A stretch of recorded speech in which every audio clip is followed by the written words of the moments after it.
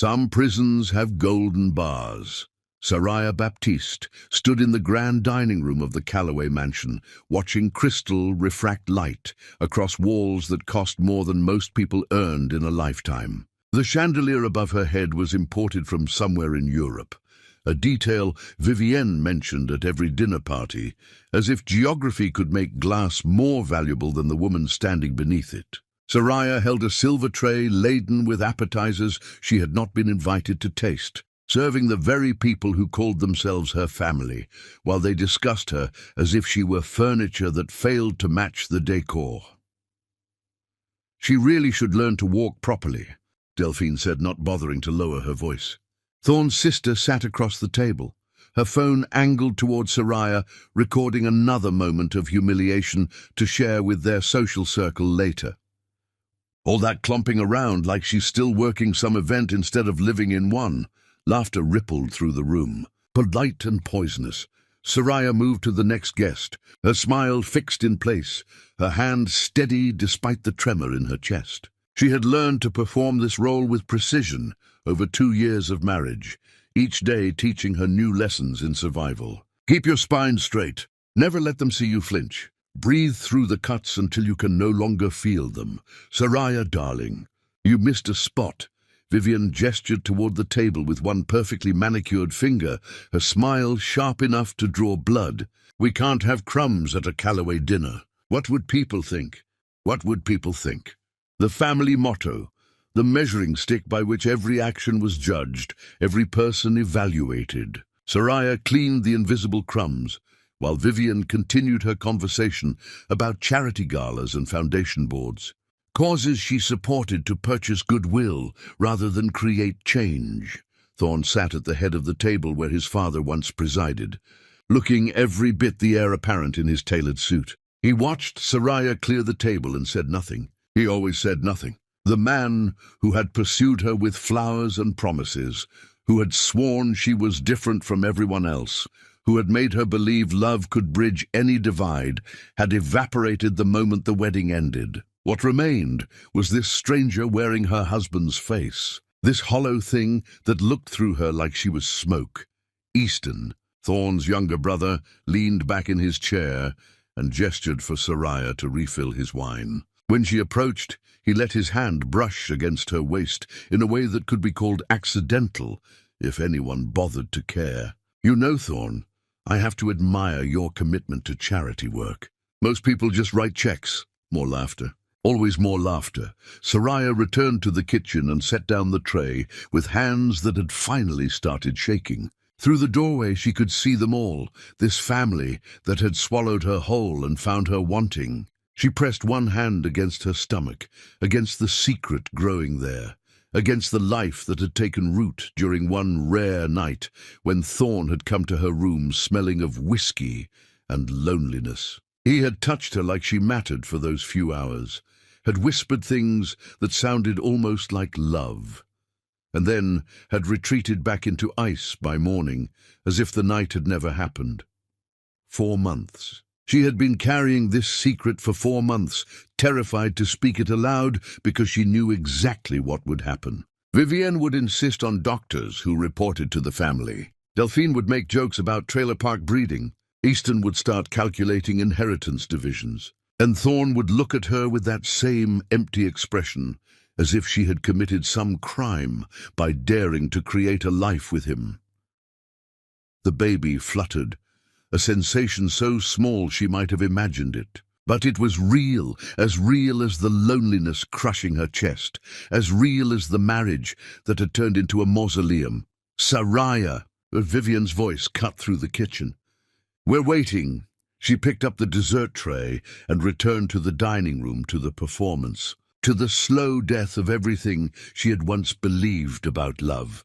The dinner crawled forward with the pace of torture. Between courses, the family discussed business matters as if Soraya were not present. Thorne talked about expansion plans and market positions, while his mother corrected his strategy with the precision of someone who had never relinquished real power. Delphine showed everyone photos from her recent trip to some island Soraya could not pronounce, each image a careful composition of wealth and beauty. Easton flirted with the woman beside him, someone's daughter from another legacy family. Someone appropriate. You must be so proud, one of the guests said to Vivian, gesturing vaguely around the table. Maintaining such standards in changing times. So many families compromise now. We believe in tradition, Vivian replied, her eyes sliding to Soraya for just a moment. Moon. Some things should never be diluted. The message was clear. The message was always clear. After dinner, the guests moved to the sitting room for drinks and conversation.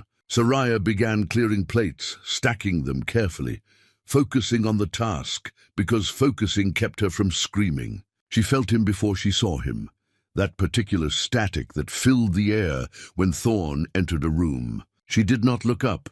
You made a fool of yourself tonight, he said quietly, his voice low enough that no one else could hear. Dropping that spoon during the soup course, Soraya had not dropped a spoon. But contradicting him would only extend the conversation, and she had nothing left to give him. I'll be more careful, she said. You should have been more careful from the beginning. He moved closer, and for one desperate second she thought he might touch her, might show some flicker of the man he had pretended to be. My mother thinks we should discuss your future here, her future, not their future. The distinction was intentional. What does that mean? The question escaped before she could stop it. It means you need to decide if you're capable of meeting the requirements of this family. His eyes were cold, distant, empty of anything resembling love. Because right now, all you're doing is embarrassing us. The baby fluttered again, stronger this time, as if responding to the ice in its father's voice. I'm your wife, Soraya said. The words barely audible. You're a name on paper. Thorn adjusted his cufflinks, a gesture of dismissal. Being my wife requires more than a ceremony. It requires belonging, and you've never belonged here. He walked away, leaving her standing alone with a stack of dirty plates and a truth that had been obvious from the beginning. She did not belong. She had never belonged. The courtship had been a lie, the wedding a performance, the marriage a cage dressed in silk. Soraya finished cleaning in silence. The guests eventually left, their cars disappearing down the long driveway like ships abandoning a sinking vessel. The family retreated to their separate wings of the mansion, this building so large that people could live entire lives without crossing paths. She walked through empty hallways, lined with portraits of Calloway ancestors, generations of wealth and power staring down at the woman who had dared to marry into their legacy. In her room, the one she occupied alone, while Thorn slept in the master suite 3 doors away, Soraya finally let the mask slip. She sat on the edge of the bed and placed both hands on her stomach, on the small swell that would soon become impossible to hide. I'm sorry, she whispered to the life growing inside her. I'm so sorry I brought you into this. But even as she spoke the apology, something else stirred beneath the grief. Something harder, something that tasted like survival. She had endured 2 years of this family's cruelty. She had smiled through their insults, served their dinners, accepted their treatment because some foolish part of her had believed she could earn their respect, could make Thorn remember why he had chosen her. But tonight, listening to him reduce their marriage to a mistake, feeling the baby move inside her while he discussed her future as if she were a problem to be solved, something fundamental had shifted. She could not do this for 20 more years. She could not raise a child in this house, in this family, in this cold mockery of love. She could not watch her son or daughter learn that affection was transactional, that worth was measured in bloodlines and bank accounts, that cruelty was acceptable if delivered with proper etiquette. The realization settled over her like a blanket, heavy and suffocating and strangely clarifying. She had to leave. The thought was terrifying and liberating in equal measure. Leave the mansion, leave the money, leave the name that had become a noose around her neck. Take nothing but herself and the life growing inside her and disappear into a world that might be kinder than this golden prison. But first, she had to survive one more night, one more morning. One more day in this house where love had died before it ever truly lived. Soraya lay down on the bed, still fully dressed, too exhausted to change, too broken to care. Tomorrow she would begin planning. Tomorrow she would figure out how to escape with nothing but hope and determination. Tomorrow she would start building the life she should have demanded from the beginning. But tonight she closed her eyes and let herself mourn the man she had thought she married, the family she had thought she would join, the future she had thought they would build together. She mourned it all, this beautiful lie that had slowly poisoned everything it touched. Outside her window, the mansion grounds stretched into darkness. Somewhere in this enormous house, Thorne slept without thinking of her. Somewhere, Vivian planned new ways to remind Soraya of her place. Somewhere, Delphine edited videos that would humiliate her tomorrow. Somewhere, Easton dreamed of inheritances and empires. And here, in this small room that felt more like a cell than a sanctuary, Soraya Baptiste made a promise to the child growing inside her. They would survive this. Whatever it took, however hard the path, they would survive this family and build something better from the ashes. She did not know yet that survival would require more courage than she knew she possessed. She did not know that the worst was still ahead. She did not know that sometimes the only way out of a burning building is to let everything else turn to ash. Chapter 2. I'd rather kiss my dog. The Callaway Annual Gala was designed to remind the world that some families were born to rule. Soraya stood before the full-length mirror in her bedroom, staring at a woman she barely recognized. The gown Vivian had selected hung from her shoulders like an accusation, emerald silk that somehow managed to look both too revealing and completely wrong against her skin. The color was meant for someone else, cut for a body that had not yet begun showing the subtle signs of pregnancy, designed to make her feel exposed rather than elegant. Perfect, Vivian had said when the dress arrived, her smile suggesting anything but approval. It will certainly make an impression, the kind of impression that would have people whispering behind champagne flutes, comparing her to the appropriate women Thorne should have married. Wondering what temporary madness had possessed him to choose her, Soraya touched her stomach briefly, the gesture automatic now, a silent conversation with the only person who seemed to understand her loneliness. The baby had been moving more lately, small flutters that felt like questions she could not answer. What kind of life was she bringing this child into? What kind of mother stayed in a place where love had curdled into performance? Soraya. Delphine's voice carried through the door, sugar-coated venom. The cars are waiting. Don't make us late, don't make us late. As if Soraya controlled time, as if her very existence was not measured by how little inconvenience she caused them. She picked up the small clutch Vivian had also selected, empty except for tissues she suspected she would need before the night ended, and walked downstairs to where the family waited like judges prepared to deliver a verdict. Thorne stood by the entrance in a tuxedo that cost more than most people's cars, and checking his watch with the impatience of someone for whom time was just another commodity. When he looked up and saw her, his expression flickered with something too quick to identify before settling back into its usual careful neutrality. "You're wearing that," he said. Not a question. An observation that somehow felt like criticism. "Your mother selected it," Soraya replied quietly. "Of course she did." He turned away, conversation over, and walked toward the waiting car. The ride to the venue was silent, except for Delphine's commentary about people who would be attending. Subtle reminders of social hierarchies and family connections that Soraya would never fully understand. Vivienne sat beside her son, occasionally adjusting his collar or offering strategic advice about conversations he should pursue. Easton scrolled through his phone, bored already, treating the evening like an obligation rather than the celebration it was meant to be. No one spoke to Soraya. No one acknowledged her presence beyond the physical space she occupied. The gala was held at the Callaway Foundation building, a structure of glass and marble that served as a temple to their generational wealth. Hundreds of guests had already arrived.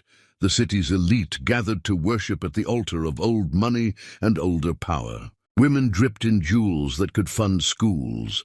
Men wore watches that cost more than houses. And everyone performed the careful dance of networking disguised as friendship.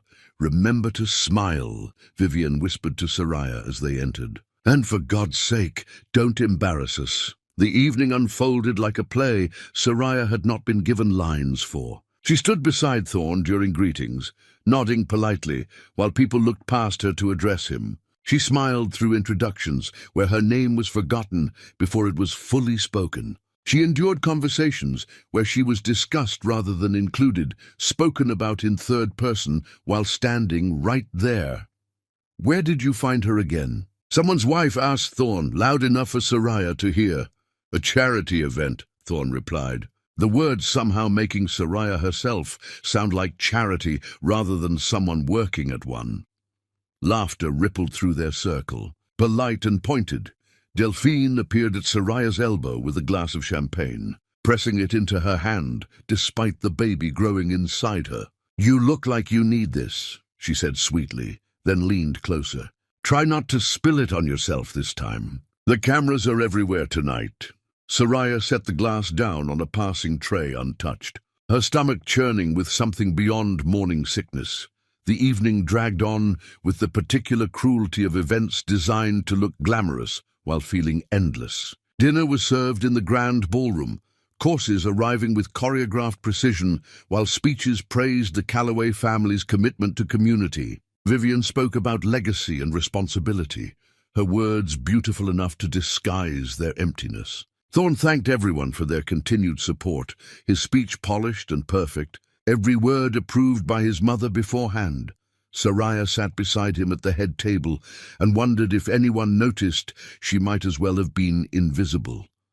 After dinner, the orchestra began playing, and couples moved to the dance floor in pairs that had known each other for generations. Old money waltzed with old money, legacy families reinforcing connections that stretched back centuries, bloodlines preserving themselves through careful choreography. Soraya watched Thorn speak with a woman in red, someone's daughter from another appropriate family, laughing at something she said with a warmth he never showed his wife. Something inside her cracked watching him perform charm for a stranger, watching him become animated and present in a way he had not been with her in months. She made a decision born of desperation and foolish hope. She walked onto the dance floor and approached her husband, this man she had married believing love could survive anything, and touched his arm gently. "Dance with me," she said softly, the words almost a plea. Thorn turned, surprise flickering across his face before hardening into something colder. Around them, conversations paused. People turned to watch. The orchestra continued playing, oblivious to the moment unfolding on their floor. "I don't think that's a good idea," Thorn said. "Please." Soraya's voice barely carried over the music. "Just one dance." Something in her tone must have suggested she would not leave quietly, because Thorn took her hand with visible reluctance and pulled her into a parody of an embrace. They moved to the music stiffly, his body rigid with discomfort, his eyes scanning the room for rescue. Soraya tried to find something in his face, some remnant of the man who had promised her forever, who had held her like she was precious, who had sworn that nothing would come between them. She leaned closer, desperate for connection, for anything that resembled intimacy, and tried to kiss him. Thorn jerked away from her so sharply that she stumbled. "I'd rather kiss my dog than kiss you." The words cut through the music like a blade. Around them, people heard, heads turned. The dance floor began to clear slightly, couples moving away to give them space while simultaneously moving closer to hear better. Soraya felt her face burning, felt every eye in the ballroom fix on her humiliation. "Thorn," she whispered. "But he was not finished. You don't even meet my standards." His voice was loud enough now that pretending not to hear became impossible. "Stay away from me," laughter erupted. Not polite chuckling, but genuine amusement, the kind that happens when cruelty finds permission. Someone's phone flashed, capturing the moment. Delphine stood by the bar, her own device pointed at them, recording her brother's public dismantling of his wife. Soraya stood there frozen, her heart shattering into pieces small enough to disappear. She smiled because what else could she do? She smiled like the words had not just destroyed her, like she was not dying inside while everyone watched. The orchestra had stopped playing. The entire ballroom had gone silent. Hundreds of people watching this woman being humiliated by her own husband at his family's gala. Then something shifted in Soraya's chest. The smile stayed on her face, but what lived behind it transformed into something harder, something that had been waiting for permission to emerge. She looked directly into Thorn's eyes and spoke, her voice steady and cold enough to freeze blood. "You're right, Thorn. I don't meet your standards." The ballroom held its breath, "because my standards require a spine, and you've been living without one since the day we married." Gasps rippled outward like stones thrown in still water. "Your dog has more loyalty than you'll ever understand. At least when it looks at you, it sees a master. When I look at you, I see a coward who lets his family make his choices because he's too weak to think for himself."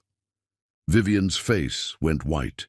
Delphine's phone slipped in her hands. Easton stopped mid-sip of his drink. "You're not a man, Thorn. You're a puppet in an expensive suit, and everyone here knows your mother's hand is so far up your back that she can taste what you had for dinner." Silence. Complete absolute silence.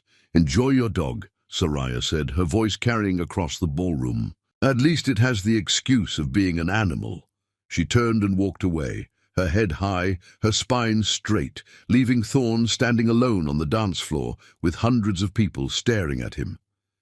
She walked through the crowd that parted like water, through the grand entrance, down the marble steps into the night.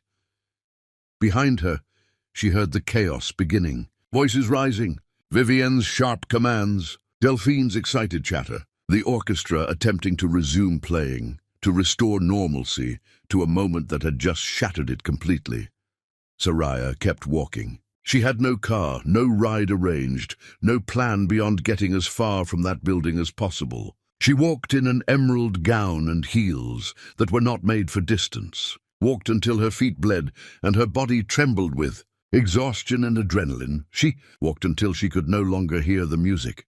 She walked until she could no longer see the lights. She walked until the mansion was far behind her and the city stretched before her like a question, without an answer.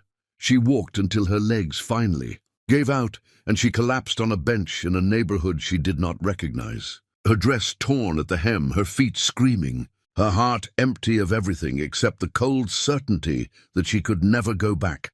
Rain began to fall, soft at first, then harder, soaking through the expensive silk, washing away makeup and pretense and whatever remained of the woman who had walked into that gala still hoping for mercy.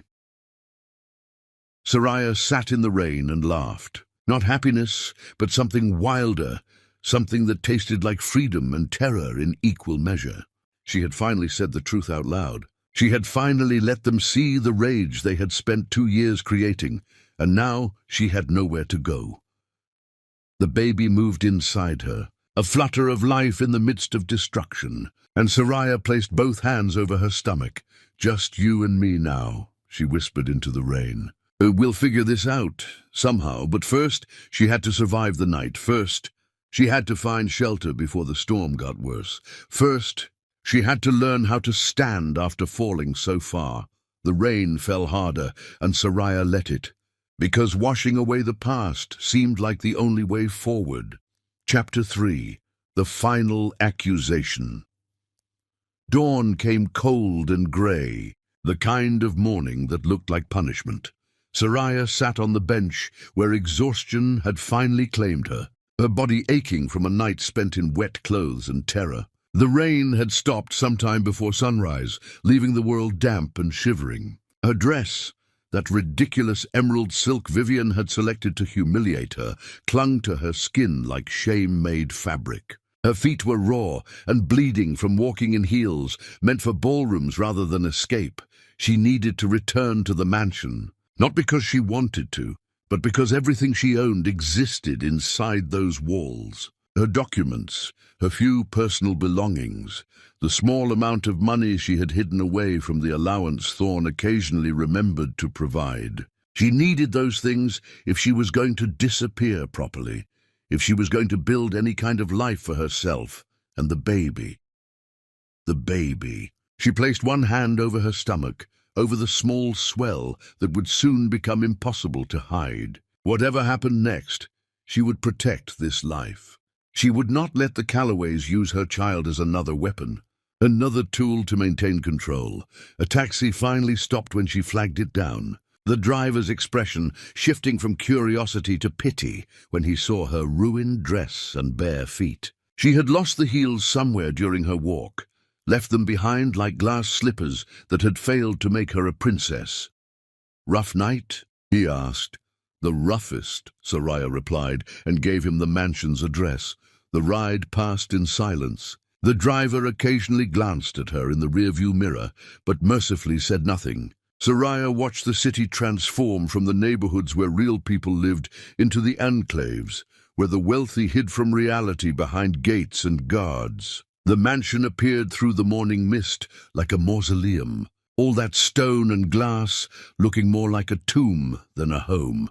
She paid the driver with crumpled bills from the clutch she had somehow held onto through the night, then walked up the long driveway on feet that screamed with every step. The front door was unlocked, which meant the family knew she had left, and had not bothered securing it against her return. That small detail told her everything she needed to know about her value here. The moment she stepped inside, she knew something was wrong. The air felt charged, dangerous, like the silence before lightning strikes. Voices carried from the formal dining room, sharp and angry, the kind of argument that had been building for hours. Soraya moved quietly toward her room, hoping to pack and leave before they noticed her return. But Vivian's voice stopped her in the hallway. "There you are." The words were not relief or concern, but accusation. Soraya turned to find the entire family assembled in the hallway like a tribunal. Vivian stood at the center, her face carved from ice and fury. Delphine flanked her left side, phone already out and recording. Easton leaned against the wall to the right, arms crossed, expression suggesting entertainment rather than concern. And Thorn stood slightly behind his mother, his face unreadable, but his posture suggesting guilt and anger in equal measure. "We need to discuss what happened last night," Vivian said, her voice carrying the particular coldness she reserved for people she considered beneath her. "There's nothing to discuss." Soraya kept her voice steady, despite the fear crawling up her spine. "I'm here to collect my things. Then I'll leave, and you'll never have to see me again." "Oh, I don't think it's that simple." Vivian took a step closer, and something in her eyes made Soraya's blood run cold. "You see, after your little performance at the gala, after you humiliated this family in front of everyone who matters, we discovered something very interesting." Delphine held up her phone, the screen showing a photograph of an open jewelry box. Inside sat a sapphire brooch, the kind of piece that appeared in museum exhibits and family legends. "That's your grandmother's brooch," Soraya said, confused. "The one from the collection you showed me when we got engaged." "Yes," Vivian agreed. "The one you stole." The words hung in the air like smoke from a fire just beginning. "I didn't steal anything." Soraya looked at each of them, searching for sanity in faces that reflected only certainty of her guilt. "I've never touched your jewelry. I don't even go into the vault room." "Funny," Delphine said, her voice dripping false sympathy.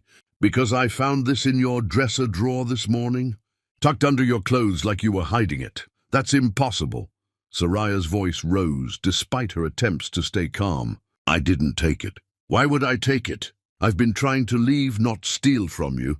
Maybe that's exactly why," Easton suggested, speaking for the first time. "Wanted a little severance pay before running off into the night." "Or maybe," Vivian continued, her voice surgical in its precision, "you've been planning this from the beginning. Marry into our family, gain access to our home, steal what you could, and disappear.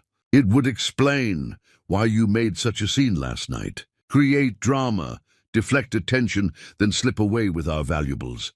That's insane. Soraya looked at Thorn, the man who had promised to love her, to protect her, to choose her above all others.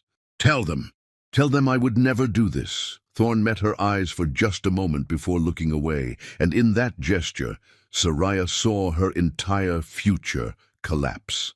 I don't know what to believe, he said quietly. You've been acting strange for months, distant, secretive, and last night you completely lost control. Maybe I never knew you at all, strange. The word came out broken.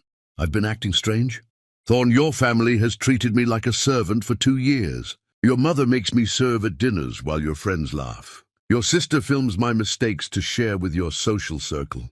Your brother brings his mistresses to family events and seats them next to me. And you have said nothing, done nothing. You stopped sleeping in the same room as me. You introduce me like I'm an embarrassment. You rejected me on a dance floor in front of hundreds of people and told me you'd rather kiss a dog than kiss me. So you stole from us in revenge. Vivian's voice was sharp enough to cut. That only proves my point. You never belonged here. You were never good enough for this family. I didn't steal anything. Soraya's voice finally broke, the control she had maintained for so long shattering like glass. You know I didn't. You all know I didn't. But the truth doesn't matter to you, does it? Nothing matters except maintaining your perfect image and making sure everyone knows their place. Careful, Vivian warned. You're making this worse for yourself. Worse? Soraya laughed, the sound harsh and painful. How could this possibly be worse? You've spent 2 years destroying me piece by piece, and now you're framing me for theft so you can what? Have me arrested? Ruin whatever reputation I have left? Make sure I can never challenge you or question you, or dare to think I deserve basic human dignity. We should call the police, Delphine said, her phone still recording everything. Let them handle this. No, Thorn said quickly, his first real reaction since the conversation began. We don't need police involved. That would create exactly the kind of scandal we're trying to avoid. Then what do you suggest? Vivienne turned to her son, her expression suggesting she already knew his answer, had perhaps even planned it. Thorn finally looked at Soraya directly, and what she saw in his eyes was not love or anger, but something far worse, indifference tinged with relief. As if her guilt gave him permission to finally stop pretending. She leaves, he said. Now today, she takes nothing but her personal clothes. No jewelry, no valuables, nothing that could be claimed as family property. She signs papers agreeing never to contact us again, never to claim any connection to our name, never to speak publicly about this marriage or this family. In exchange, we won't press charges. Thorn. His name was a plea, one final attempt to reach whatever humanity might remain inside him. I'm your wife. No, he said, his voice flat and final. You were a mistake I'm correcting. Sign the papers, take your things, and disappear. If you ever try to contact me, if you ever claim any connection to this family, I will prosecute you for theft and make sure you spend years in prison. Do you understand? Soraya understood. She understood that the man she had married had never existed, that these 2 years had been a long, slow death of something that was never truly alive. She understood that his family had won, had finally found a way to remove her that allowed them to maintain their righteousness while destroying her completely. I'll need my documents, she said, her voice hollow. My identification, my records. Easton will supervise while you pack, Vivian said. 1 bag, personal items only. Nothing of value, nothing of value. Soraya repeated the words like a prayer or a curse. That's what I've always been to you, isn't it? Nothing of value. No one answered, because the truth required no confirmation. She walked to her room with Easton trailing behind her, his presence a guard ensuring she stole nothing else. She packed 1 small bag with clothes and documents, her hands shaking so badly she could barely manage the zipper. She took a photograph of her mother, long dead, the only family she had ever truly belonged to. She took the small amount of cash she had hidden away. She took nothing that could be connected to the Calloway name or fortune. When she emerged, Vivian was waiting with papers already prepared, legal documents dissolving their marriage and ensuring her silence. Soraya read them carefully, seeing her life reduced to clauses and conditions, seeing her future dictated by people who had never seen her as human. She signed them, not because she agreed, but because she had no lawyer, no money, no power to fight. She signed them because the alternative was prison or worse, and she had a baby to protect. "One more thing," Vivian said as Soraya turned to leave. "If you ever claim that child you're carrying as thorns, we will destroy you.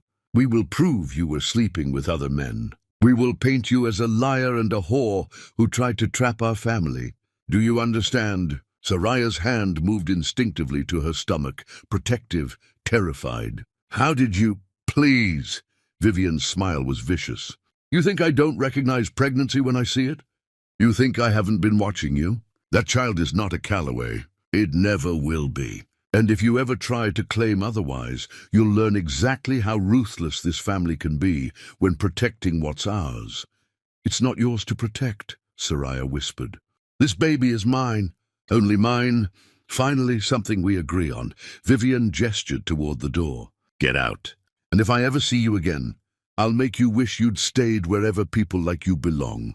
Soraya walked out of the mansion carrying one bag and a heart that had stopped believing in anything except survival. She walked down the long driveway as thunder rumbled in the distance, walked past gates that closed behind her with the finality of a prison door slamming shut. She had no money beyond what little she had saved. She had no home. She had no family. She had nothing except a baby growing inside her and a rage that burned cold and pure. The storm broke as she reached the main road, rain falling in sheets that soaked through her jacket in seconds. She kept walking because stopping meant surrendering, and she had already surrendered too much. She walked until she collapsed on a street corner, the rain washing away tears she did not remember crying. She walked until a kind face appeared through the storm, a woman's voice asking if she needed help. She walked until arms that felt like safety guided her somewhere warm and dry. And when she finally stopped walking, when she finally let herself break completely, she was no longer in the world she had known. She was somewhere new, somewhere that might, against all odds, allow her to become someone other than the woman the Calloways had tried to destroy. Chapter 4. Rebuilding from Ashes. The bookstore smelled like paper and possibility. Soraya woke in a small room above pages and promises, disoriented by the softness of light filtering through curtains that were not heavy, velvet but simple cotton printed with flowers. The bed beneath her was not a massive thing with posts and silk sheets, but a modest frame with blankets that smelled like lavender and had been folded with care. The walls were not decorated with expensive art, but with photographs of places and people who smiled like they meant it. For a moment, she forgot where she was. Then memory crashed back, the storm, the collapse, the woman who had found her. Esther Okoye, who had introduced herself while helping Soraya inside, who had asked no questions beyond whether she was hurt, who had given her dry clothes and hot tea and a place to sleep without demanding explanations or payment. Soraya sat up slowly, her body aching from walking too far in the wrong shoes, from sleeping on a bench in the rain, from carrying grief that weighed more than any physical burden. A hand moved to her stomach automatically, checking, reassuring herself that the baby was still there, still safe despite everything. A soft knock came at the door. "You awake in there? I made breakfast if you're hungry."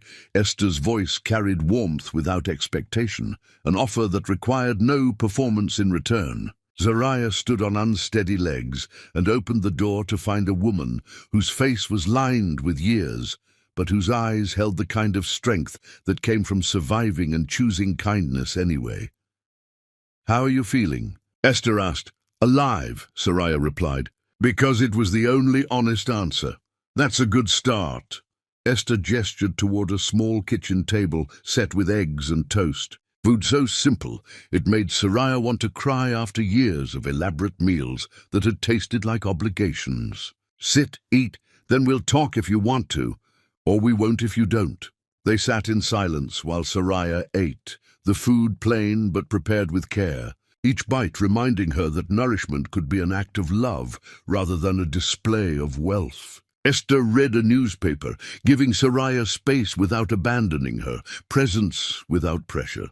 "Thank you," Soraya finally said. "For last night, for this, for not asking questions. Everyone has a right to their story," Esther replied, setting down her newspaper. "You'll tell me what you need me to know when you're ready, or you won't tell me at all. Either way is fine. I'm pregnant." The words came out before Soraya could stop them. A confession to a stranger that felt safer than any conversation she had had with the people who were supposed to be her family. "I figured," Esther said gently. "The way you kept touching your stomach, like you were protecting something precious." "How far along?" "5 months, maybe closer to 6 now." Soraya's voice shook. "The father doesn't know. Doesn't want to know. His family made it very clear that this baby doesn't exist as far as they're concerned." "Then they're fools," Esther said with such certainty that Soraya almost believed her. "Any family that rejects a child before it's even born is a family that doesn't understand the first thing about love or legacy." Something in Soraya broke at those words. Some wall she had been maintaining finally crumbling. She cried then, really cried, the kind of sobbing that comes from deep places and carries years of accumulated pain. Esther moved around the table and held her, this stranger who offered comfort without conditions, who let her cry without trying to fix anything or demand explanations. When the tears finally slowed, Esther made tea and they sat together while Soraya told her story. Not all of it, but enough. The marriage that had been a lie, the family that had treated her like contamination, the accusations and the ultimatums, the papers she had signed, the threat that hung over her if she ever claimed her child belonged to anyone but herself. "What are you going to do?" Esther asked when the story ran out of words. "I don't know," Soraya admitted. "I have almost no money, no job, no family, no plan beyond keeping this baby safe." "Well," Esther said, refilling their teacups, "you have a place to stay for as long as you need it. And if you want work, I could use help in the bookstore. It doesn't pay much, but it's honest and it's yours if you want it." "Why?" The question came out broken. "Why would you help me? You don't know me." "I could be lying about everything." "Could be," Esther agreed. "But I don't think you are. And even if you were, everyone deserves a chance to survive their worst day. Consider this your chance." So Soraya stayed. She worked in the bookstore, shelving books and helping customers, learning the rhythms of a life built on small kindnesses rather than grand gestures. She lived in the room above the shop, grateful for the modest space that was more home than the mansion had ever been. She saved every bit of money she could while her body slowly changed, her belly growing rounder, her movements becoming more careful. Esther taught her things the Callaways never had: how to budget when money was scarce, how to find joy in simple meals shared with people who cared, how to recognize the difference between wealth and value, between price and worth, how to stand up straight even when the world tried to make you small. "You're stronger than you think," Esther told her one evening while they closed the shop together. "Stronger than they ever let you know." "I don't feel strong," Soraya replied. "I feel like I'm barely holding together." "That's what strength looks like sometimes," Esther said. "Not the dramatic kind in stories, but the quiet kind that gets you through one more day when you want to give up. You're still here, still fighting, still protecting that baby. That strength. The baby came on a night when rain fell soft against the windows. Esther stayed with her through every contraction, every scream, every moment of pain that felt like it would never end. When Soraya finally held her daughter, this tiny, perfect thing with eyes that somehow held both her parents' features, she made a silent vow. "Your name is Amara," she whispered. "It means grace, and I promise you'll grow up knowing real love, not the hollow kind I mistook for it." Amara's first months passed in a blur of sleepless nights and steep learning curves. Soraya discovered that love could be exhausting and terrifying, and the most beautiful thing she had ever experienced all at once. She worked in the bookstore with Amara strapped to her chest, learning to balance motherhood with survival, figuring out how to be enough for someone who depended on her completely. During those long nights when Amara cried and Soraya walked the floors of her small apartment, she thought about Thorn, not with longing but with something colder, something that tasted like understanding. She had loved a man who did not exist, had given her heart to a performance. The real Thorn was the one who had stood silent while his family destroyed her, who had chosen comfort over courage, who had condemned her without question, because that was easier than standing up to his mother. She stopped mourning what they could have been and started building what they would become, her and Amara. A family of two, small but unbreakable. When Amara was 6 months old, Soraya started designing during the hours the baby slept. She made journals and planners, filling blank pages with quotes about resilience and strength, about surviving and rebuilding, about becoming who you were always meant to be. She wrote the words she wished someone had said to her during those dark years, the encouragement she had craved while smiling through cruelty.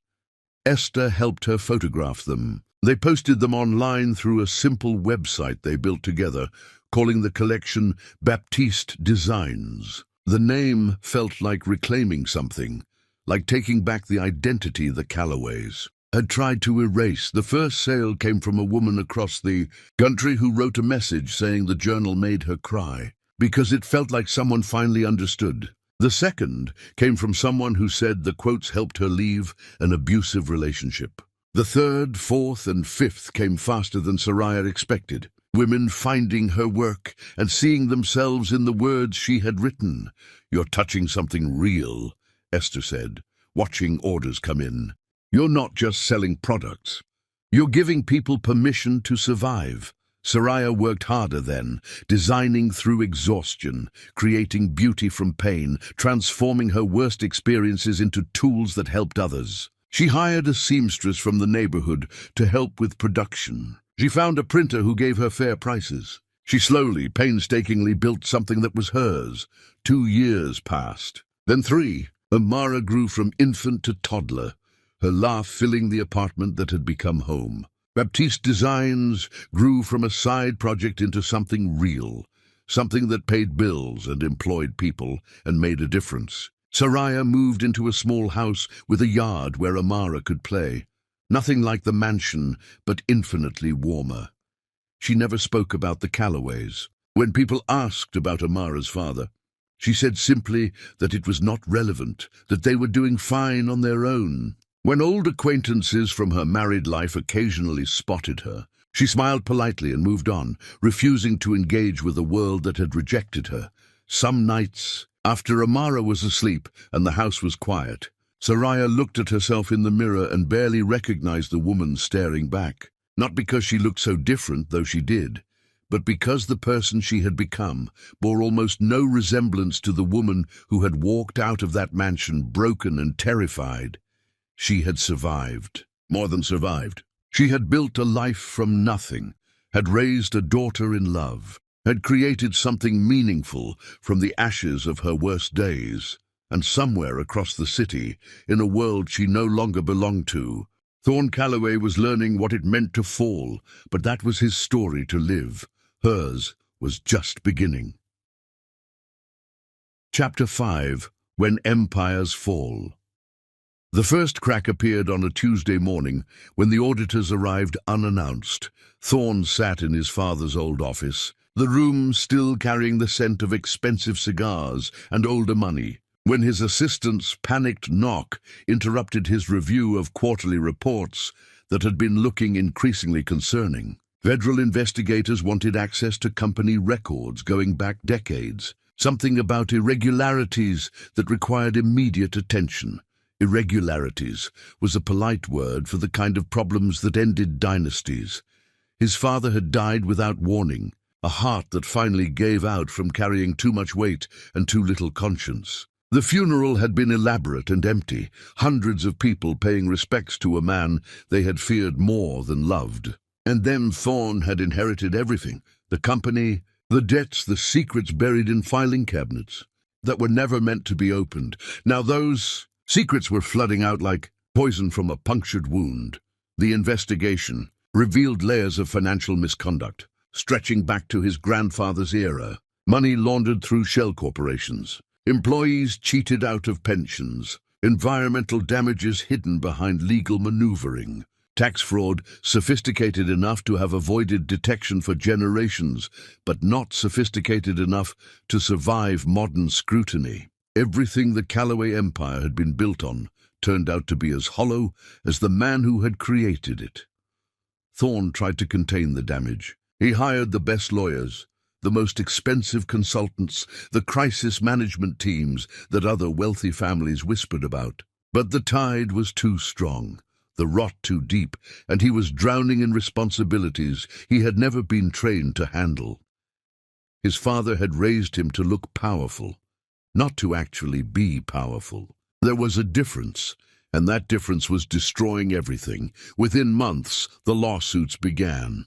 Former employees seeking compensation, environmental groups demanding accountability, shareholders filing claims for fraud. Every week brought new accusations, new revelations, new evidence that the Callaway fortune had been built on a foundation of carefully maintained lies.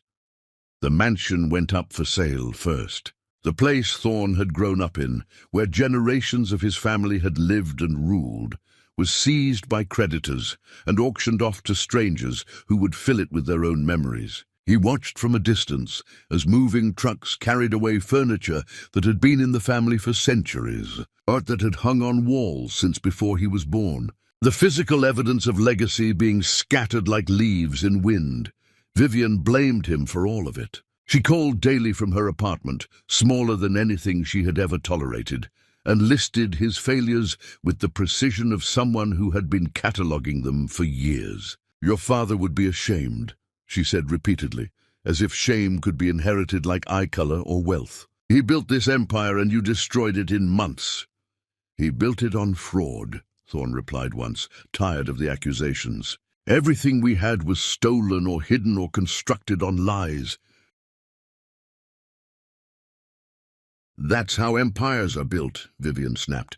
"The only difference between old money and new money is that old money is better at hiding its crimes. Your father understood that. You never did. You were always too weak for this world."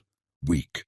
The word she had used to describe him his entire life. The accusation that had driven every decision, every compromise. Every moment he had chosen silence over courage. Delphine abandoned the family entirely. She moved to Europe, changed her last name, and told reporters she had always felt suffocated by her family's expectations. She gave interviews about being the black sheep, the rebel who saw through the hypocrisy, rewriting history to make herself the hero of a story where she had been one of the cruelest actors. Easton disappeared after stealing whatever he could liquidate. Art jewelry, cash hidden in accounts only he knew about. He vanished into a life of excess and avoidance, spending the family's remaining assets on pleasures that would last exactly as long as the money did.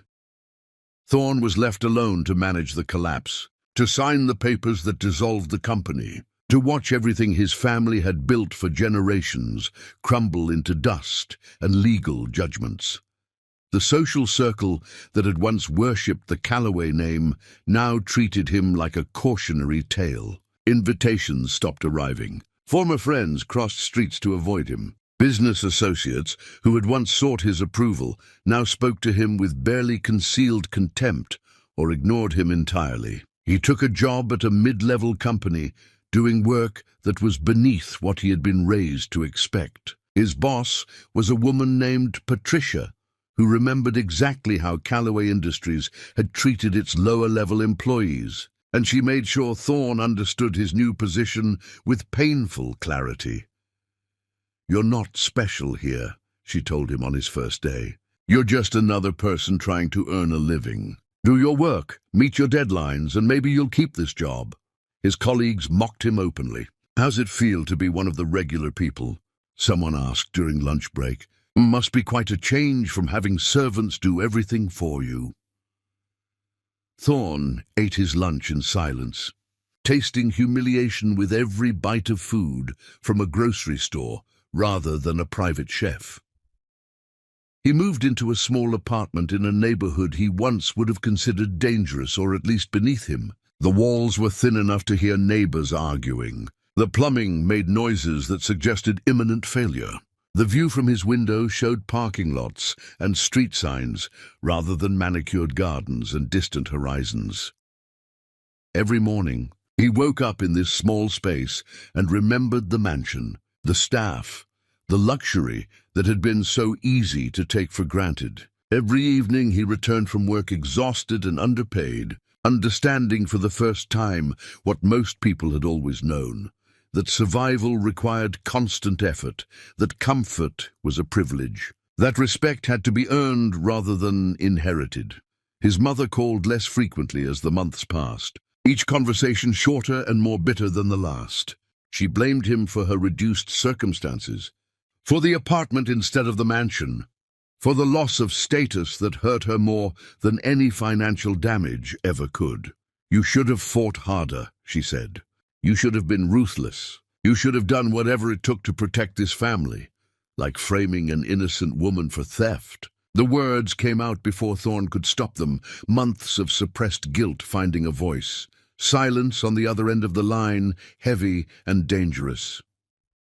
"What are you talking about?" Vivian's voice was carefully neutral. "Soraya, the brooch, the accusation that destroyed my marriage."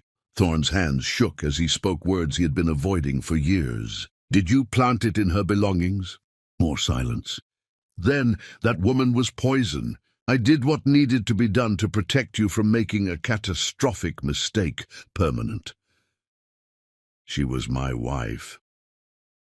"She was nobody," Vivian corrected. "A gold digger who saw an opportunity and took it. I simply showed you her true nature before she could do more damage."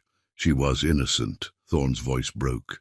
"And I condemned her without question, because that was easier than standing up to you."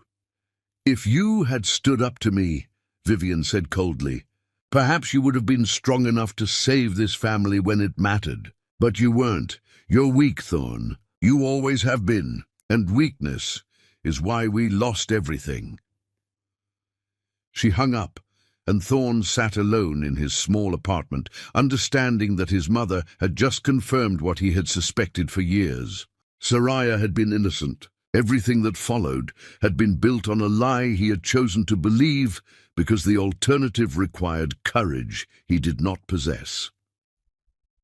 The nights were worst. Alone in the darkness, Thorne replayed every moment of his marriage, seeing it now through different eyes. Soraya's quiet endurance while his family tortured her, her attempts to connect with him while he pushed her away, her face when he rejected her on the dance floor, when he told her he would rather kiss his dog, when he let his family frame her for theft and threw her out into a storm. He remembered her words, "You're not a man. You're a puppet in an expensive suit." She had been right. He had let his family pull his strings his entire life, had chosen their approval over his own integrity, had sacrificed everything real for something hollow. One night, unable to sleep, he searched for her online. It was curiosity at first, then obsession. He found Baptiste designs, saw her success, read interviews where she spoke about resilience and rebuilding. She looked different in the photographs, confident, powerful, genuinely happy in a way she had never been during their marriage. Then he saw a photograph of her with a child, a little girl with features that looked hauntingly familiar, with eyes that could have been mirrors of his own. The realization hit him with the force of physical impact. Soraya had been pregnant when she left. The child was his. He had thrown his pregnant wife into a storm based on lies his mother had orchestrated. And now that child was growing up without him, without his name, without any knowledge that her father existed. The guilt nearly destroyed him. He started writing letters he never sent, apologies that felt inadequate for the magnitude of what he had done. He drove past her business location, but could not bring himself to go inside. He watched from a distance as she built the life he had tried to destroy, and understood that he had lost something irreplaceable. His mother's voice echoed in his memories. "You're weak." She was right. He had been weak when it mattered most. Weak when Soraya needed him to be strong. Weak when his family demanded he choose between comfort and courage. Weak when love required sacrifice, and he had chosen silence instead. Now he understood what Soraya had endured for years. The isolation, the humiliation, the constant erosion of dignity, the feeling of being trapped in a place where no one saw you as human. He understood it because he was living it, experiencing firsthand the cruelty he had enabled through his cowardice. Colleagues mocked him. Strangers treated him with contempt. Former friends pretended he did not exist. Every day was a lesson in how the world treated people without power, without money, without the protection of inherited status. And every day he thought about Soraya and the child he would never know, and wondered if understanding could ever be enough when it came too late to matter. The answer, he was learning, was no. Understanding changed nothing. Regret fixed nothing. Some things, once broken, could never be repaired, and some people, once lost, would never come back. He had spent years taking her presence for granted, treating her like an inconvenience, letting his family destroy her spirit piece by piece. Now she was thriving without him, and he was drowning in the consequences of every choice he had made. This was justice, he supposed. Cold and complete and absolutely deserved. He had fallen from grace, and there was no one left to catch him because he had pushed away the only person who might have tried. Chapter 6. The Ghost. Returns. Thorn had been standing across the street from Baptiste Designs for 2 hours before he finally admitted to himself that he lacked the courage to go. Inside, through the large windows, he could see people working at desks, talking and laughing, creating something that mattered to them. And somewhere in that building was Soraya, the woman he had destroyed and who had somehow rebuilt herself into someone he no longer recognized. He had been watching her for weeks now, learning her patterns. She arrived early, stayed late, worked with an intensity that suggested passion rather than obligation. She smiled at her employees with genuine warmth. She moved through the world like someone who had earned her place in it. She was everything she had never been allowed to be during their marriage. A car pulled up, and Soraya emerged carrying a bag and her keys. Thorn's breath caught seeing her in person. She looked older but not worn, stronger but not hardened, beautiful in a way that had nothing to do with expensive clothes and everything to do with genuine confidence. She was getting into her car when Thorn finally moved, crossing the street quickly, calling her name, Soraya. She froze with one hand on the car door, her entire body going rigid. Slowly, she turned to face him, and the expression on her face was worse than anger or pain. It was nothing. Complete, absolute indifference. Thorn. His name in her mouth sounded like something dead. "What are you doing here?" "I needed to see you. I needed to talk to you about everything that happened." "No!" She cut him off with a single word that landed like a door slamming shut. "Whatever you think you need from me, the answer is no. Please, just listen." Thorn took a step closer and she took a step back. "I know I don't have the right to ask for anything, but I need you to know that I understand now. I understand what I did, what my family did." "You understand?" Soraya repeated the words like they were foreign. "You understand now. After years of your family treating me like garbage, after you rejected me in front of hundreds of people, after you threw me out while I was pregnant. Now you understand. You were pregnant. The little girl I saw in the photographs, she's mine." "No," Soraya said, her voice cold enough to freeze blood. "She's mine, only mine. You gave up any claim to her the day you chose your family over your own wife." "I didn't know you were pregnant," Thorn protested. "If I had known, you would have what? Suddenly developed a spine." Soraya's composure finally broke. "Don't lie to yourself or to me. You knew exactly who I was, and you condemned me anyway because that was easier than being brave. You're right. I was a coward. I let my family control me. I sacrificed you to maintain their approval. I destroyed the only real thing I ever had. And now you want what? Forgiveness? A chance to meet the daughter you abandoned. Soraya's laugh was harsh. You don't get that. You don't get to waltz back into my life now that yours has fallen apart and demand anything from me. I'm not demanding. I'm asking. I'm begging. There is no making this right. Soraya's voice went quiet, which was somehow more devastating. What you did can't be fixed with apologies. You destroyed me, Thorn. And the only reason I'm standing here whole is because I rebuilt myself without you. I know about my mother. I know she framed you. I know the theft accusation was a lie. Something flickered across Soraya's face. And how does knowing the truth help me now? Does it give me back the years I lost? Does it change the fact that you chose to believe I was a thief rather than trust the woman you supposedly loved? No, it doesn't change anything. But I needed you to know that I finally see the truth. Your understanding is for you, not for me. Soraya opened her car door. It's your attempt to feel better about yourself. But I don't owe you comfort. I don't owe you peace. I don't owe you anything except this truth. You are a stranger to me now. The man I married never existed, and the man standing here is too late to matter. What about Amara? Doesn't she deserve to know her father? Soraya turned to face him fully, fury in her eyes. Don't you dare use my daughter to manipulate me. Amara has everything she needs. She has a mother who loves her. She has people who show up for her. She has never once asked where her father is, because I've made sure she knows she's complete without him. She has my eyes, Thorn whispered. In the photographs, she has her own eyes, Soraya corrected. She is her own person. You don't get to claim her just because you contributed half her DNA. Fatherhood is earned through presence and sacrifice. You failed that test before it even began. Please. I know I don't deserve a second chance, but maybe over time, if I can prove that I've changed. Changed how? Soraya interrupted. Changed because your life fell apart. That's not change. That's consequences. Real change would have been standing up to your family when it mattered. But you didn't, and now you want credit for understanding what you did wrong. She got into her car, and Thorn moved to prevent her from closing the door. What can I do? Soraya looked at him with exhaustion. You can leave me alone. You can build whatever life you're going to build without using me or my daughter as your redemption arc. That's what you can do. I can't just forget you exist. Yes, you can, Soraya replied.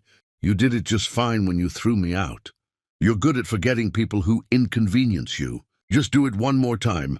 I don't want to forget you. I want to find a way to apologize properly. Your growth is not my responsibility, Soraya said, her hand on the door handle. Your redemption is not my burden. I spent years trying to be enough for you. I'm done trying. I'm done caring whether you understand what you lost. I'm done with all of it. She pulled the door from his grip and started the engine. Through the window, she looked at him one final time, and what he saw was not hatred but something worse, complete emotional disconnection.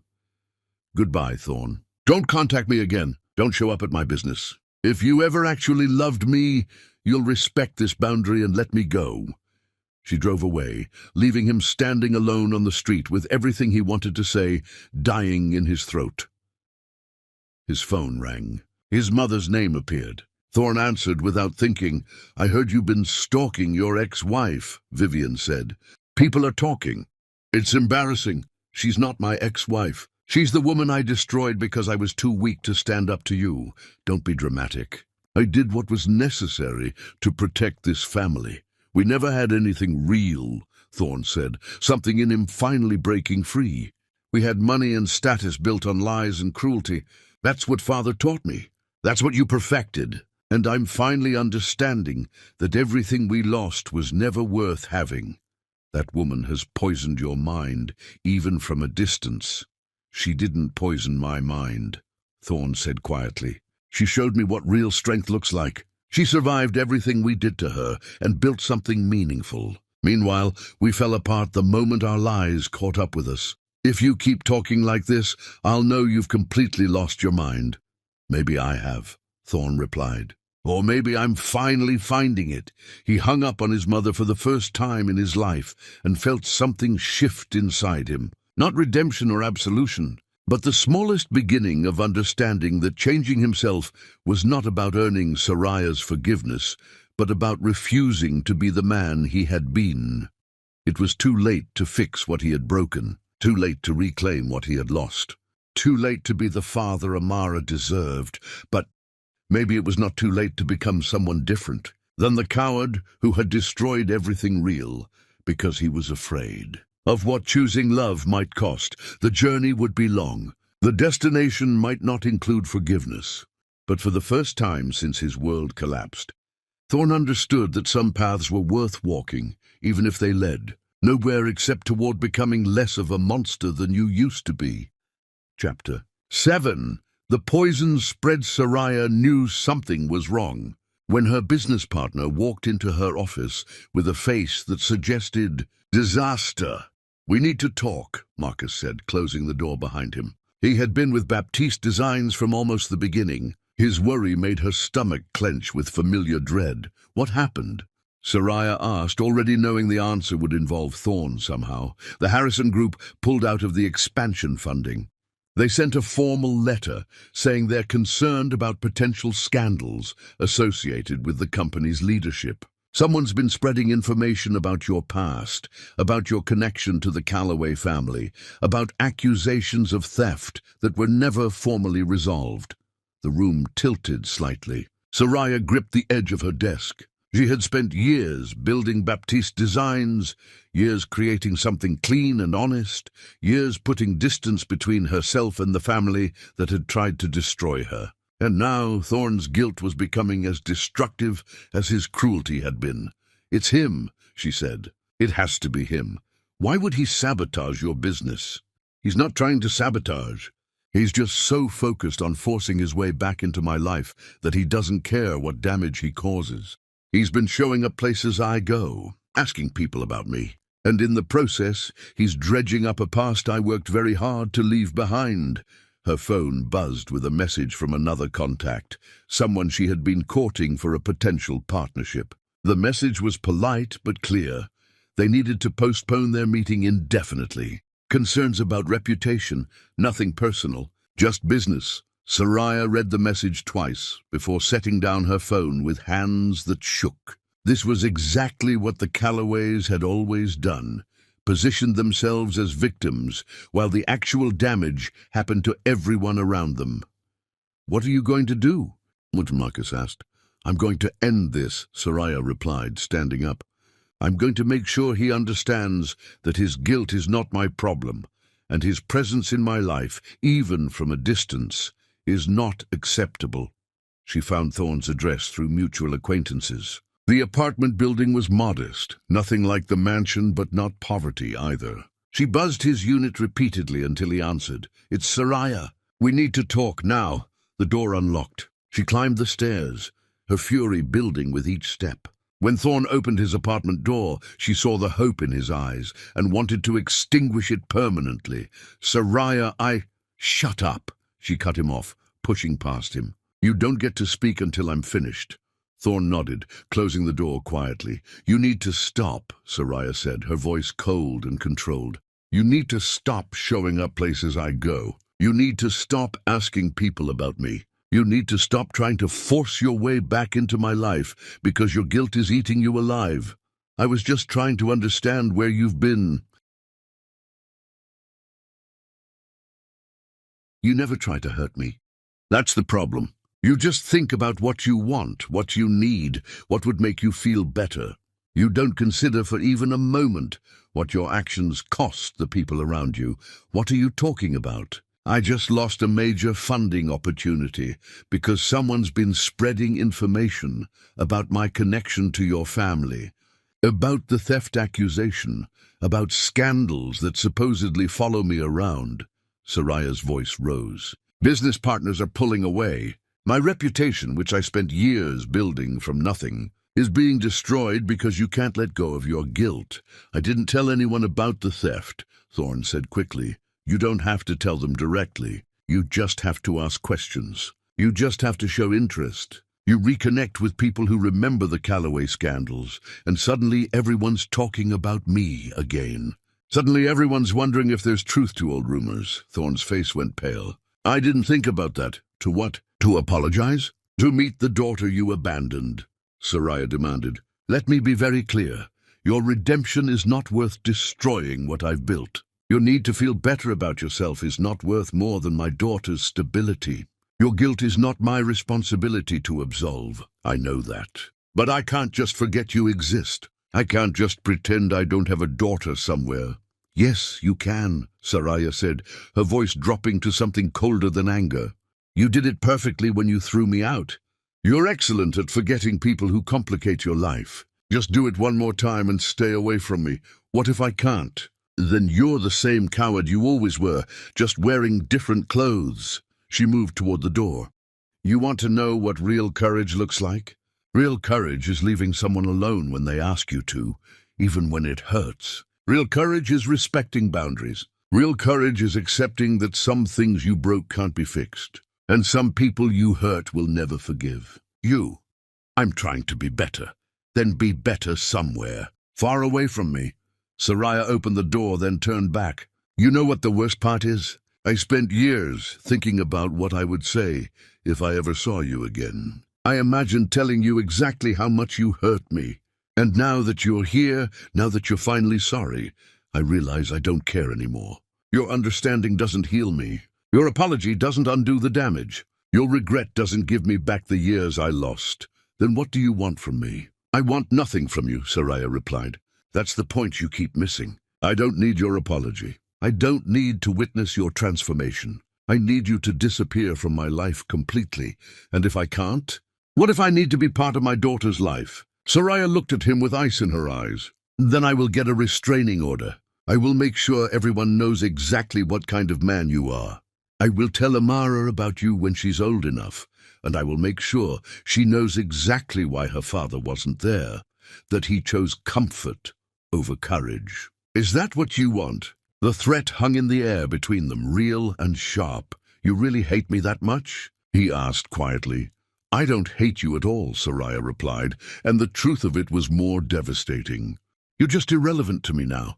You're the man who used to hurt me, but I've healed enough that your existence barely registers anymore. So stay away from me, stay away from my business, and stay away from my daughter. That's not a request. She left before he could respond, walked down the stairs and out into the evening air that felt cleaner than anything inside that apartment. Her hands were shaking with adrenaline and rage, but underneath was something clearer, determination. She had survived the Calloway family once. She had rebuilt her life from nothing, and she would not let Thorne's guilt destroy it. Back at her office, Soraya drafted statements for the business partners who had pulled away. She explained that past associations did not define current character, that accusations made years ago should not be given weight, that Baptiste Designs stood on its own merits. She fought for every relationship, every opportunity, every piece of the life she had created. Some partners came back. Others did not. The damage was real, but so was her determination to survive it. That evening, after Amara was asleep, Soraya sat alone with a glass of wine and finally let herself feel the full weight of what Thorne's return had cost her. She had worked so hard to move past him, and his attempts to apologize had ripped open wounds she thought had healed. But she had also learned something valuable. She was stronger than she had been. Strong enough to tell him the truth. Strong enough to set boundaries.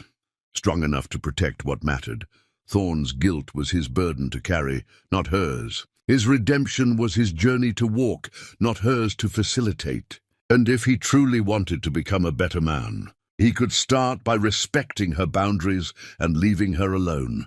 If he could not do that, then he was exactly the same coward he had always been. The choice was his, and for the first time since he had reappeared, Soraya felt certain that whatever he chose, she would survive it. She always had. Chapter 8, The Cruelest Truth. The call came on a grey morning when everything felt heavy with unspoken weight. Vivienne was dying. Not the slow decline of old age, but the rapid consumption of cancer that had been hiding in her body for longer than anyone knew. She had weeks at most, possibly days, and she wanted to see Thorn one final time before whatever came next claimed her completely. Thorn stood outside the hospice facility for a long time before going inside. His relationship with his mother had been complicated his entire life, love twisted with resentment, admiration poisoned by understanding of her cruelty, obligation mixed with the growing awareness that she had damaged him in ways that could never fully heal. But she was dying, and despite everything, she was still his mother. The room smelled like antiseptic trying to cover the scent of death. Vivian lay in the bed, looking smaller than he remembered. Her body withered by illness, but her eyes still sharp with the intelligence that had ruled their family for decades. She gestured for him to sit, and he did. Perching on the edge of a chair, like a child preparing to be scolded. "You look terrible," she said. Her voice weak, but still carrying that particular edge she had perfected over years of maintaining control. "You're dying," Thorn replied. "I think I'm allowed to look upset." "Sentiment doesn't suit you," Vivienne said, but there was something in her tone that suggested she appreciated it anyway. "I don't have much time, so let's not waste it on pretending this is more touching than it is." "What do you want from me?" Thorn asked. "Nothing." Vivian's laugh was bitter.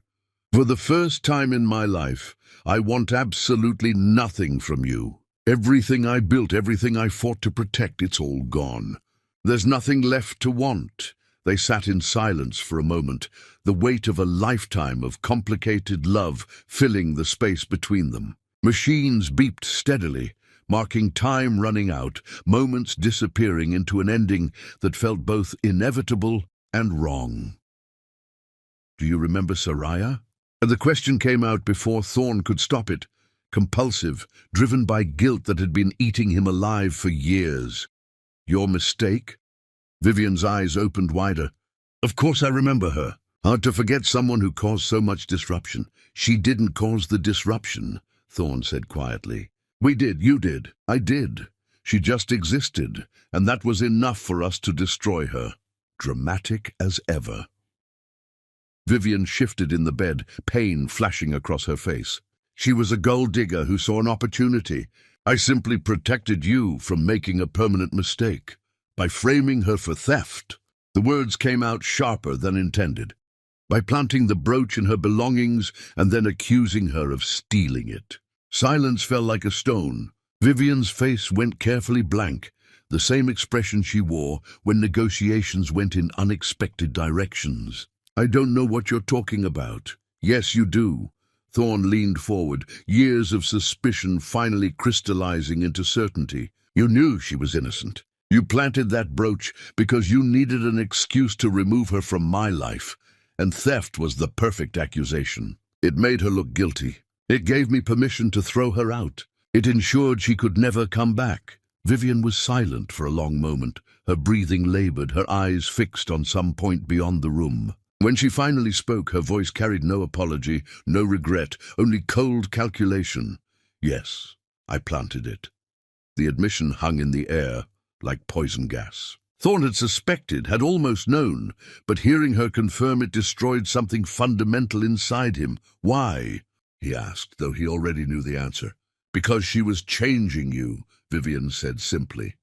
"Because I could see you starting to actually care about her, starting to question whether our way of doing things was right. She was making you soft, making you think about things like compassion and fairness. That weakness would have destroyed everything our family had built, so you destroyed her instead."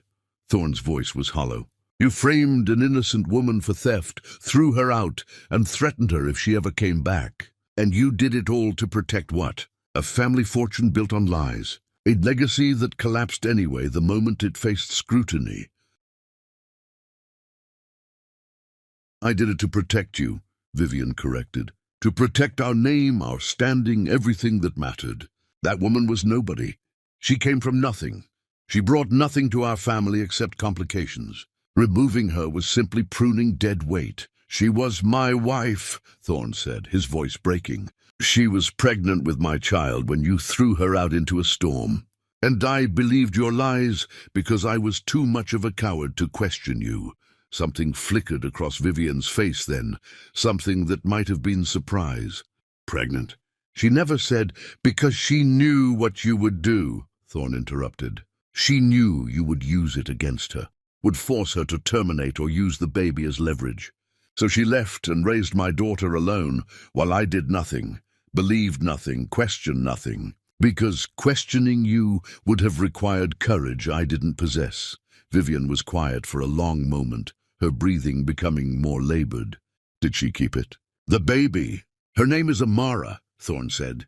She's mine. She has my eyes and my features and absolutely no idea I exist because I threw her mother out rather than stand up to you. She's growing up believing her father didn't want her, and she's right, because I chose you over her before she was even born. Good, Vivian said, and the word hit Thorn like a physical blow. That child would have been a constant reminder of your weakness, a link to someone who didn't belong in our world. Better that she grows up without you than contaminating our bloodline with her mother's common origins. Thorn stood up abruptly, his chair scraping against the floor. You're a monster. I always knew it on some level. But hearing you talk about my daughter like she's contamination, hearing you admit to framing an innocent pregnant woman without an ounce of remorse, I finally see it clearly. You're not strong. You're not protecting anything. You're just cruel, and you made me cruel by extension. I made you a Calloway, Vivian replied, her voice weakening but still carrying venom. I raised you to understand that family comes first, that maintaining our position requires sacrifice, that sentiment is weakness. If you're too foolish to understand that now, when I'm dying and everything is over, then you learned nothing from me at all. You're right, Thorn said quietly. I learned nothing good from you. I learned how to hurt people without remorse. I learned how to choose pride over love. I learned how to destroy everything real in service of something hollow. Those are the lessons you taught me, and I'm finally understanding how worthless they were. Then you've wasted your life, Vivian said. And mine. They stared at each other across the gulf of a relationship that had always been more about power than love, more about control than care. Thorn saw his mother clearly for the first time.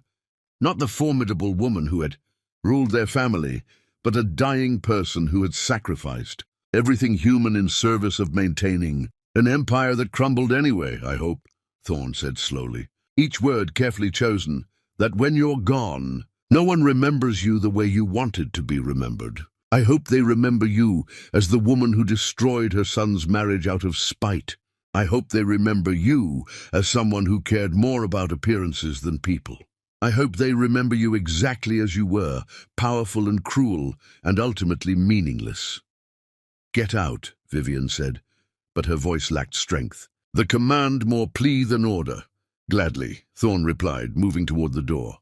Die knowing that everything you did to protect our family legacy only ensured it would be remembered as a cautionary tale about the cost of cruelty.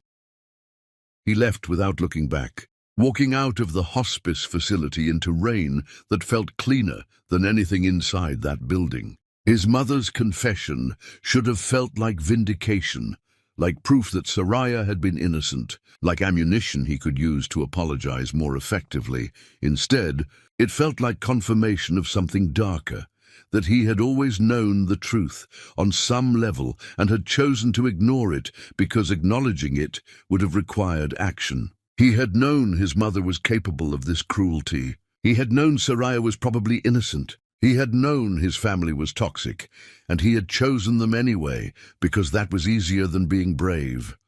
The rain fell harder, and Thorn let it soak him completely. He thought about calling Soraya to tell her about the confession, but what would that accomplish? She already knew she was innocent. His mother's admission changed nothing except confirming that every suspicion she had about the Calloways had been accurate. His phone buzzed with a message from the hospice. Vivian had died less than an hour after he left, her body finally giving out after years of carrying cruelty like a weight she refused to put down. Thorn felt nothing, No grief, no relief, just a hollow space where love should have been. He had lost his mother years ago, long before cancer claimed her body. He had lost her, the first time he chose her approval over his own integrity. The first time he let her cruelty guide his actions. The first time he valued her opinion more than his own conscience. The funeral was small and sparsely attended. Delphine did not come back from Europe. Easton was unreachable. The people who showed up were business associates paying respects to a name rather than mourning a person. No one cried. No one shared warm memories. They simply stood in expensive clothes while someone read prepared remarks about Vivian's dedication to family and legacy.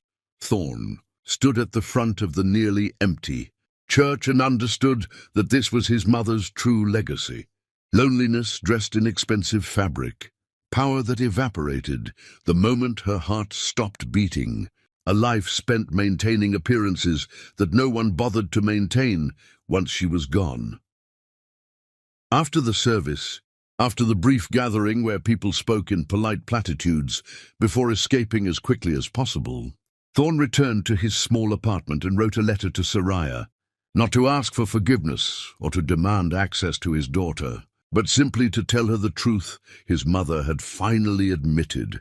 He wrote about the confession, about Vivian's complete lack of remorse, about the calculated cruelty behind the theft accusation. He wrote that Soraya had been right about everything. His family had been toxic, his mother had been monstrous, and he had been a coward who chose comfort over courage at every opportunity. He ended the letter with words that felt inadequate but necessary. You deserved better than any of us ever gave you. You deserved a husband who protected you rather than sacrificed you. You deserved a family that welcomed you rather than destroyed you.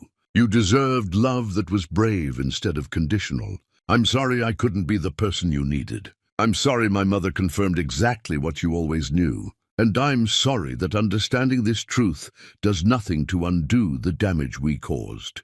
He sent the letter through Esther, the woman who had saved Soraya when he had thrown her away, and waited for a response that he knew might never come. Days passed, then weeks. Silence stretched into the kind of absence that felt permanent. Thorne continued his ordinary life, working his ordinary job, living in his ordinary apartment, existing as someone ordinary after years of believing he was exceptional. And slowly, painfully, he began to understand that his mother's confession had changed nothing except forcing him to confront a truth he had been avoiding. He had always known what kind of people his family were. He had always known what he had done to Soraya. He had simply chosen to look away because acknowledging the truth would have required becoming someone different. And now, finally forced to see clearly, he understood that some truths came too late to matter, and some damage could never be repaired, no matter how much you finally understood what you had done wrong. Chapter 9. The Long Road to Liberation. Thorne stopped waiting for Soraya to respond to his letter. Instead, he began the work of becoming someone different without expecting applause or forgiveness. He volunteered at a shelter for women leaving dangerous situations, spending evenings listening to stories that sounded painfully familiar. Women who had been told they were worthless. Women who had been controlled by families who claimed to love them. Women who had chosen survival over comfort and were building lives from nothing. He recognized Soraya in every face, heard her story in every testimony. "What brings you here?" one of the women asked him during a group session, her skepticism visible. "You don't look like someone who understands what we've been through." "I don't," Thorne admitted. "But I understand what I did to someone I should have protected. I understand that I enabled a family who destroyed people for convenience. And I'm trying to figure out how to be less of a coward than I was." The honesty earned him a small amount of trust, enough that they let him stay, let him help organize donations and prepare meals and listen when they needed someone to acknowledge their pain. He started speaking at community centers about toxic family dynamics, using his own story as a cautionary tale. He talked about growing up in a family where love was conditional, where approval required sacrifice, where standing up for what was right meant losing everything you had been raised to value. My mother framed my wife for theft because she was afraid I was changing, he told one audience. And I believed the lie because believing it was easier than standing up to the woman who had controlled me my entire life. That cowardice destroyed my marriage, robbed my daughter of a father, and taught me that sometimes the people who claim to love you are the most dangerous people in your life. The talks were difficult, each one feeling like peeling away layers of shame, but they also felt necessary, like paying a debt that could never be fully settled but deserved the attempt anyway. He created the Baptiste Initiative, using the small amount of money he had saved to fund a program providing resources to women starting businesses after leaving abusive situations. He named it after her not to win her favor, but because her story deserved recognition, because what she had built from nothing deserved to be honored. The foundation started small, but grew as word spread about a program that understood what survivors needed. Thorne worked on it during evenings and weekends, pouring energy into something that benefited people he would never meet. He sent Soraya letters periodically, never asking for responses, just sharing updates about the foundation and the people it helped. He told her about women who were thriving because they had been given the resources and support his family had denied her. "I'm not telling you this to earn points or to prove I've changed," he wrote. "I'm telling you because you deserve to know that your story mattered, that what you survived helped me understand what other women were experiencing. You don't owe me acknowledgement or forgiveness. I just wanted you to know that something good came from understanding what I did to you." Months passed, then a year, then 2 years. Thorne continued his work without expecting Soraya's involvement. He spoke at conferences, wrote articles about recognizing and breaking cycles of family abuse, mentored young men struggling with the same cowardice he had embodied. "My father taught me that power mattered more than integrity," he told one young man. "My mother taught me that family loyalty required sacrificing anyone who got in the way. I absorbed those lessons so completely that I destroyed the only real relationship I ever had. Don't make my mistake. Learn to recognize the difference between loyalty and complicity." The work was exhausting and never felt like enough. Every woman he helped reminded him of the one he had failed. Every success story made him think about the success Soraya had achieved despite him. Every moment of progress felt shadowed by years of damage he could never undo. He stopped calling his mother's memory anything but what it was, a lesson in how love becomes toxic when mixed with power. He stopped pretending his family had been anything other than cruel. He stopped making excuses and started simply acknowledging that he had been wrong, had caused harm, had chosen poorly at every moment that mattered.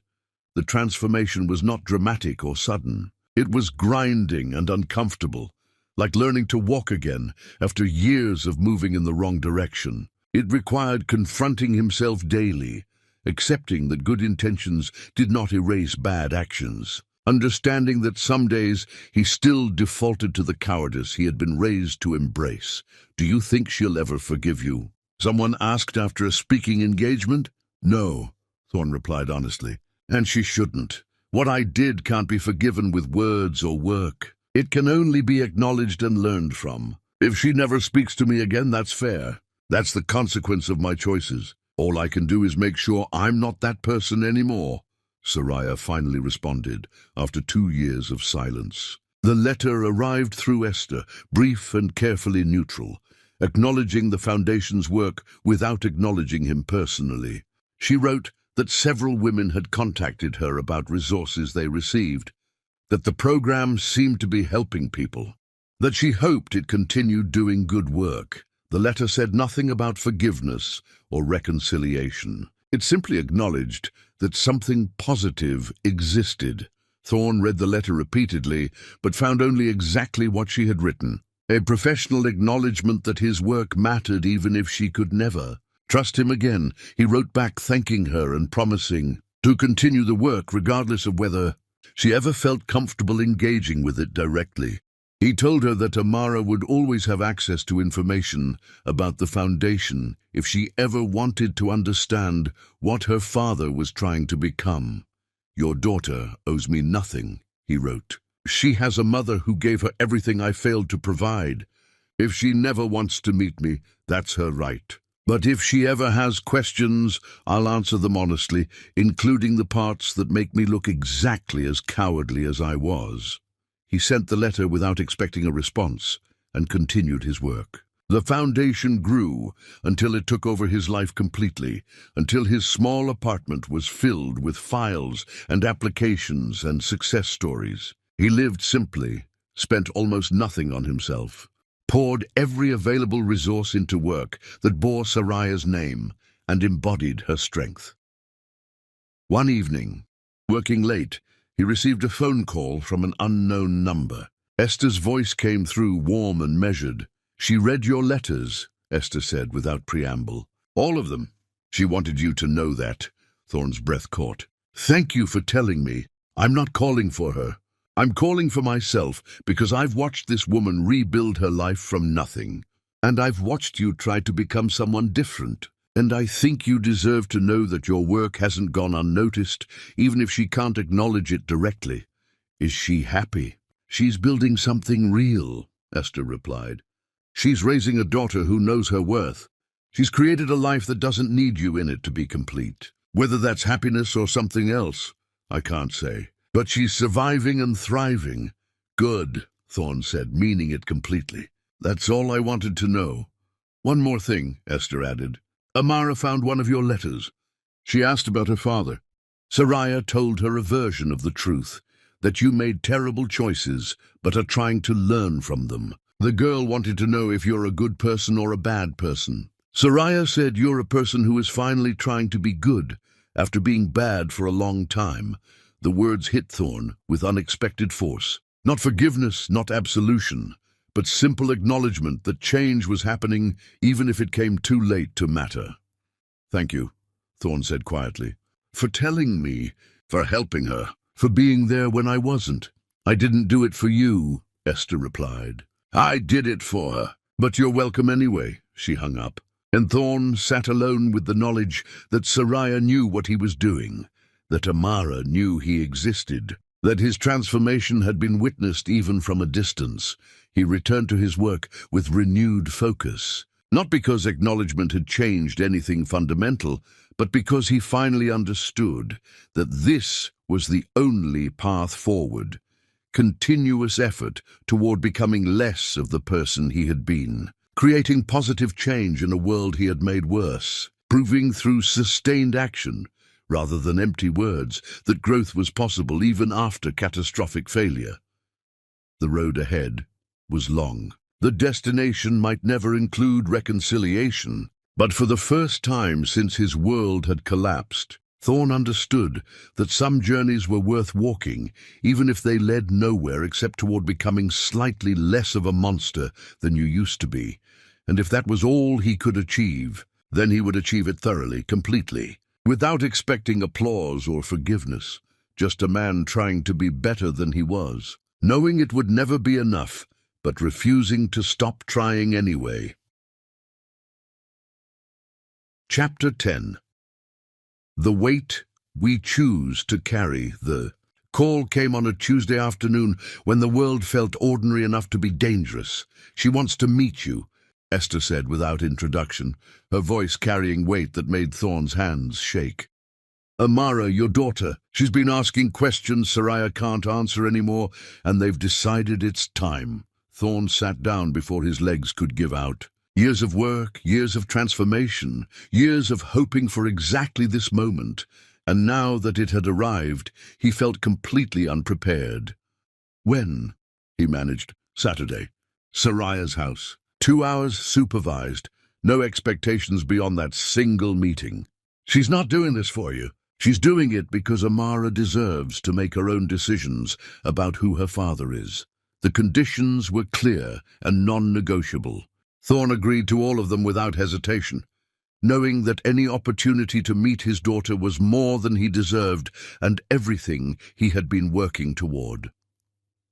The days until Saturday moved with the particular cruelty of time that matters. Thorn bought a small gift, reconsidered it, bought something different, reconsidered that too, and finally settled on a journal he had designed for the Baptiste Initiative, something meaningful without being manipulative. He rehearsed what to say, discarded every prepared speech, and accepted that honesty without strategy was the only approach that had any integrity. Saturday arrived with clear skies that felt like a promise or a warning. Thorn drove to the address Esther had provided, a modest house in a neighborhood where families actually lived instead of simply displaying wealth. The yard had a swing set and evidence of a child's presence, chalk drawings on the sidewalk, a bicycle with training wheels, the kind of normal life he had forfeited through cowardice. He knocked on the door with hands that trembled, and Soraya answered looking like everything he had lost and could never reclaim. She was different from the broken woman he had destroyed, and different from the powerful woman he had watched from a distance. She was simply herself, complete and whole, standing in her own doorway with the kind of strength that came from surviving and choosing herself anyway. "Come in," she said, her voice neutral, professional, giving him nothing except permission to enter. The house was warm in ways the mansion had never been. Photographs covered the walls showing Amara growing up. First steps, birthday parties, everyday moments captured because they mattered. Books filled shelves chosen for reading rather than display. Furniture looked comfortable rather than expensive. Every detail screamed home in a way Thorn had never truly understood that word until seeing it through Soraya's eyes. "She's in her room getting ready," Soraya said. "Before she comes out, we need to establish boundaries. You're here because she wants to meet you, not because you've earned the right to be her father. You answer her questions honestly. You don't make promises you can't keep.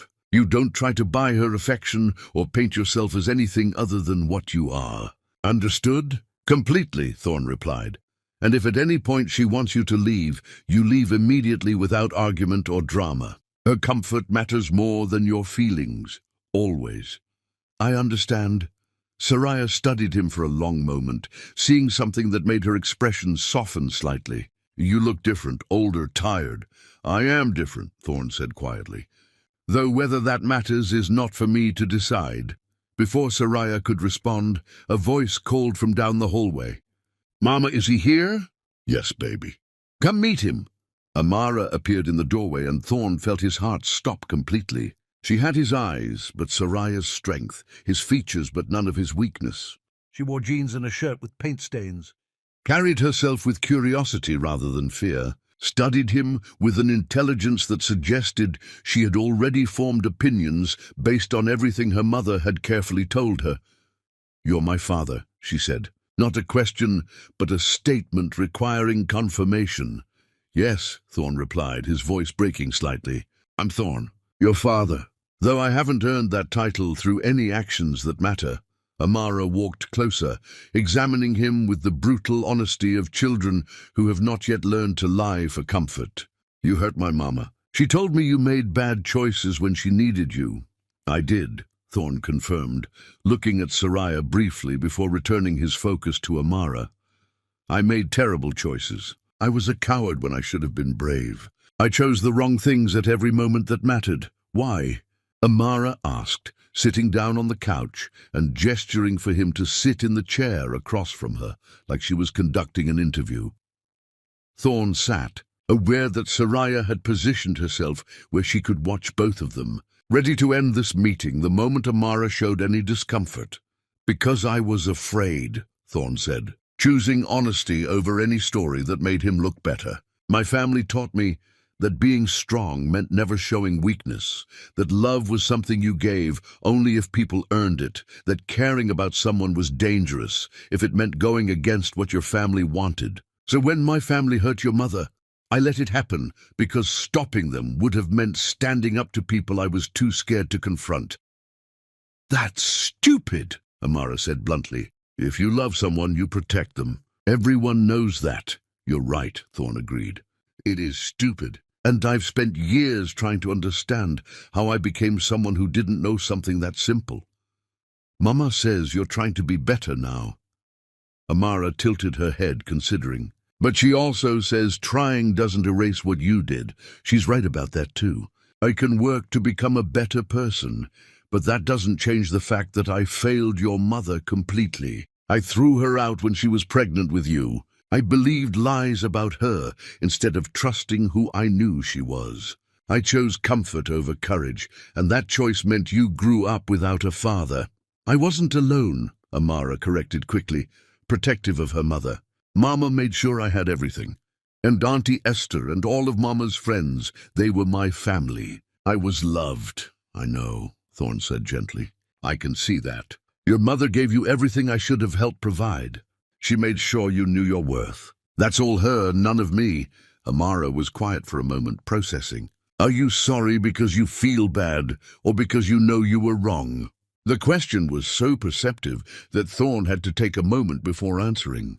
When I first realized what I had done, I was sorry because I felt bad. Because my life fell apart, and I was lonely, and I missed what I had destroyed. But over time, working to help other people, understanding what your mother survived, I became sorry because I finally understood how much harm I caused. The second kind of sorry is the only kind that means anything. Which kind are you now? Amara asked. The second kind, Thorne replied. I'm sorry because I understand that I destroyed someone who trusted me. I'm sorry because I failed you before you were born. I'm sorry because I chose wrong when choosing right was the only acceptable option. And I'm sorry because I can never undo any of it, no matter how much I wish I could. Amara looked at her mother then, some silent communication passing between them. Soraya nodded slightly, giving permission for something. I wanted to meet you because I wanted to know if you were real, Amara said, turning back to Thorne. Mama told me you existed, but she also told me that some people talk about change without actually changing. I wanted to see which kind you are. And what do you think? Thorne asked, genuinely curious about her assessment. I think you're sad, Amara said after consideration. I think you know you messed up really bad. I think you're trying to be better, but you also know it doesn't fix anything. That's good, I guess. Better than pretending you didn't do anything wrong. That's very wise, Thorne said. Mama taught me to judge people by their actions over time, not their words in one moment, Amara explained. So I don't know yet if you're actually good or just good at talking. But I wanted to meet you anyway, because you're part of where I came from, even if you're not part of where I'm going. The words were devastating in their clarity. This child understood exactly what her father was, a biological connection without the earned relationship that made that connection meaningful. Can I show you something? Thorne asked, pulling out the journal he had brought.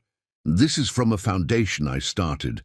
It's named after your mother because she's the strongest person I've ever known.